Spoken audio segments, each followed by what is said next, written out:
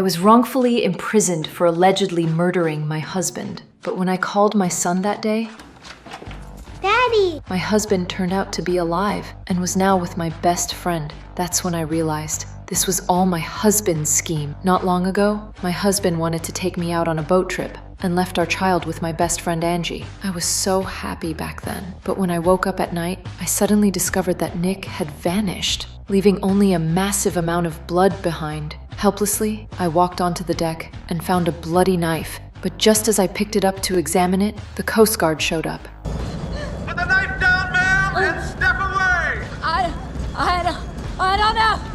don't know where my husband is.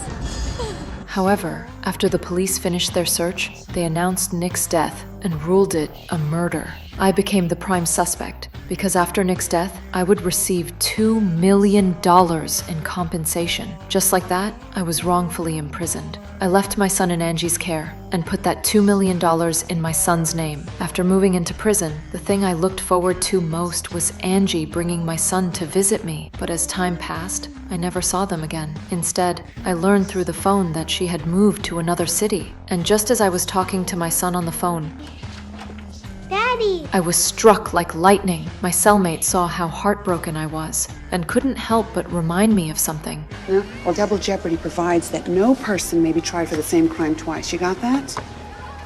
Keep staring. The state says you already killed your husband. They can't convict you of it a second time. That means that when you leave here, you track him down, and when you find him, you can kill him.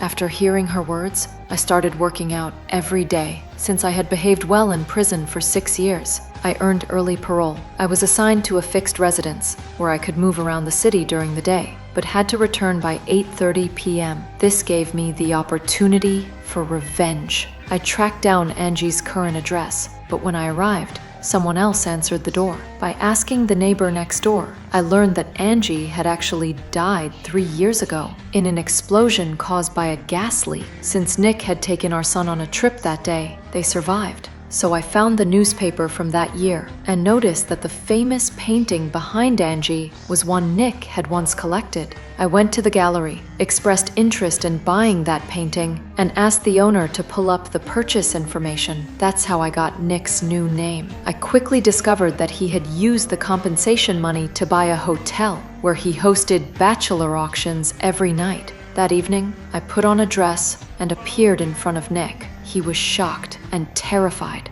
but I didn't expose him. Instead, I had him arrange a meeting with my son. The location would be at the largest cemetery in town.